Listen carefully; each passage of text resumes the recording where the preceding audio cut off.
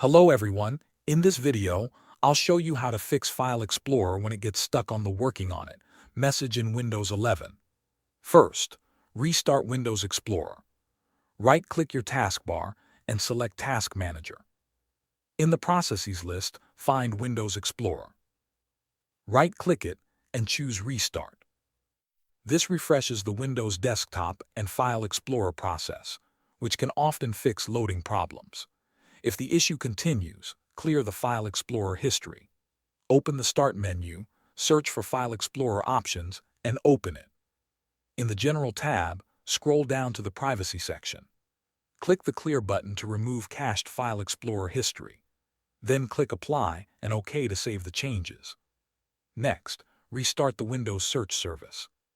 Open the Start menu, type CMD, then right-click Command Prompt and select Run as Administrator.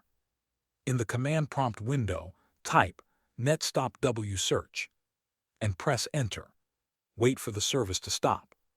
Then type netstart-wsearch and press Enter. Once these steps are complete, close all windows and try opening File Explorer again. Thanks for watching.